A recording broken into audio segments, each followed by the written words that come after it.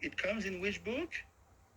Very often, Shushrum in Sri Upanishad. Shushrum. It appears in verse 10 of Sri Upanishad. Shushrum. To hear. When you hear from the Guru, is mentioned that verb shushrum. This is the verb you can use in Sanskrit when you are hearing from Guru. If you hear from Macron or from Trudeau, it's not shushrum. It's Maya. But if you hear from Guru, it's shushrum. You hear Krishna Katha. You hear Krishna Tattva. That verse is there in Shri Show number 10. So please read out 11. O learned Brahmana, it was formerly explained that all the planets of the universe with their respective governors are situated in the different parts of the gigantic body of the Virat Purusha. I have also heard that the different planetary systems are supposed to be in the gigantic body of the Virat Purusha. But what is their actual position? Will you please explain that? So you can see lots of questions are being propelled, put forward like bullets. They are loaded questions. I mean, it takes someone of the caliber like Shukadev to answer Parikshit's questions. No one else could have done that. Do you think some ISKCON Guru could answer Maharaj Parikshit's questions? Often, they can answer now because we have the answer of Shukadev. But do you think anyone in ISKCON, if he had to face, he has Maharaj Parikshit as a disciple, can he cope with the loftiness of the questions of Maharaj Parikshit? Can you imagine you have a disciple like Maharaj Parikshit? Can you cope? Can you withstand such questions? And can you answer appropriately? It takes someone of Shukadev Goswami to answer. Maharaj Parikshit is himself Mahapurush. He's on the same level of Shukadev Goswami. So now Vishwanath on this verse is saying, yes, more questions. And he explains, the planets were previously imagined as limbs of the Purush. We discussed, Vishwanath quotes 2.5.36. The limbs of the Purush were equated with the planets. He gives the quote 2.1.26. So Maharaj Parikshit has heard all these verses. He has a very good memory, not like me. Maharaj Parikshit remembers Bhagavatam. He's going to die in 7 days. He's doing Nirjal. I did Nirjal for 1 day. He's doing Nirjal for 7 days. Wow. He doesn't sleep. Do you think he's taking a nap? Once in a while?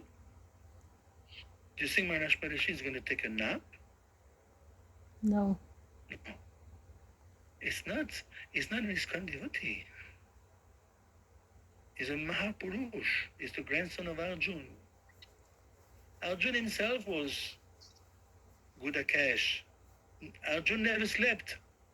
Lakshman never slept. Lakshman never slept during the whole exile of Sitaram. Arjun was not sleeping. He was practicing at night. Are we sleeping at night? Do you think Maharaj Parikshit is taking a nap once in a while? Well, it's because he's doing Nirjala. It's a different caliber. He remembers all the shlokas. That is why he's asking this question, because he has heard 2.5.36, 2.1.26. Vishwanath is saying, I have heard from your mouth, my dear Shukadev.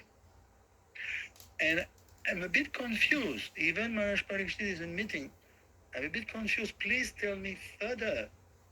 I want to know more details.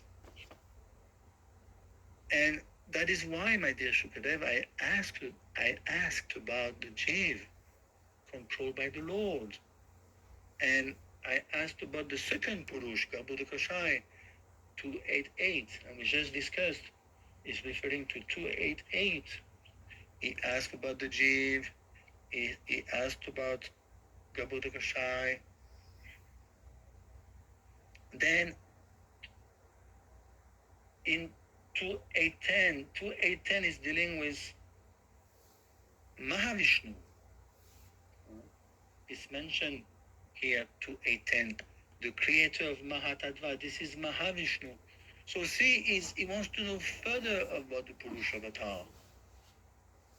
And 2810 also discussed about Kshirodakashai Vishnu, Paramatma. So Maharaj Parikshit has a very thorough understanding, much more than us, much more than any gurus in ISKCON. Because we have to understand that the three Purush are called Purush. We cannot say, oh, one is lesser than the other. No. One comes from one another. So what is, let's break it down. The first is the creator, Mahavishnu is the creator of Mahatattva. The second, Garbhodakashai, is situated within each Brahman, each universe. And the third, that is, what is the third? Karna. Yeah. So what is his job? Where is he situated? Everywhere, in every atom. Is everywhere, yes, but is in our heart. What is the verse in the Gita? 15:15. 15:15, very good. Yes, excellent. And he goes, what does it say in Mata Smriti Jnanam Apanamcha? I'm remembrance, I'm forgetfulness, and I'm remembrance. And also 1861, Ishvara Sarvabhutanam Hridaya Sajuntishtati Brahmayam Sarvabhutani Yantradudani Mayaya. Krishna says, I'm situated into everyone's hearts. I direct the wanderings of all the chiefs. The other day I was chanting my jap and I crushed a snail. I was feeling quite bad. In my garden, I crushed the snail, and I was thinking, wow. And the snail was in bad shape. And so can you imagine the Paramatma was wandering, directing the wanderings of that snail. But I crushed it. He got mercy, Prabhu.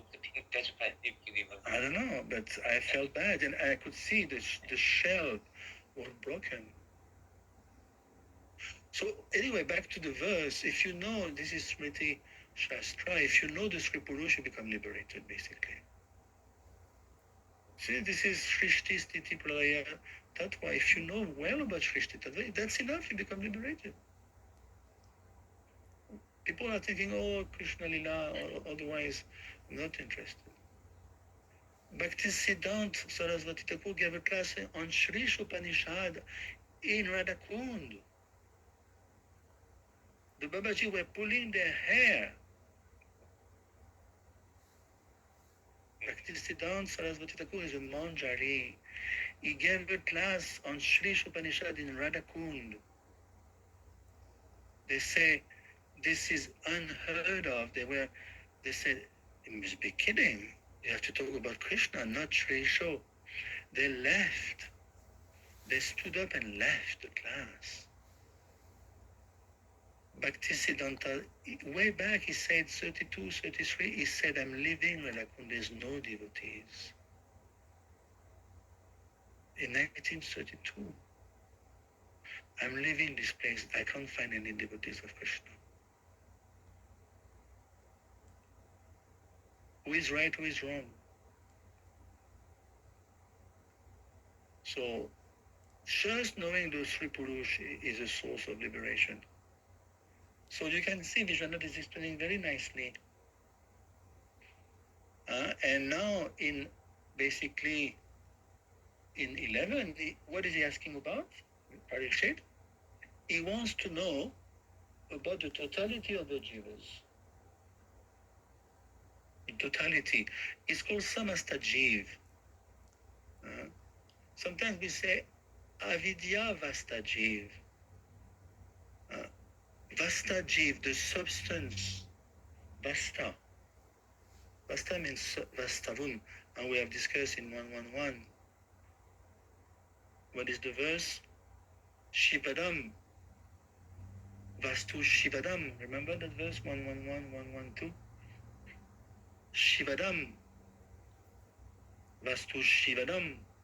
So Vastu, Vastavan means the aggregate, the substance. So Avidya, Vastavan, Jiv. All the jivas, the aggregate of all the jivas are into an Avidya.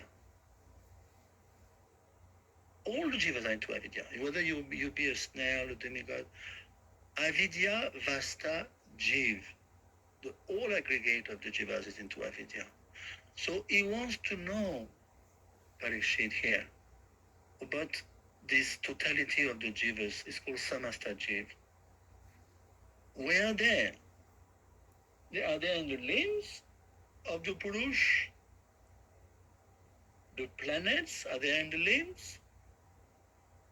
So there's a lot of questions here in 11. I think 5 questions that they had there. So Vishwanath explained those questions are pertaining to Shanta Bhakti, Dasya Bhakti. That is why we should not jump too fast into Krishna Lila thinking it's boring. Creation is boring. No, it will. Buddhism used to say Dasya Aishvarya Gyan will breed Dasya Bhakti. All these Aishvarya Gyan type of questions, Shrishtis, it will breed Dasya Bhakti.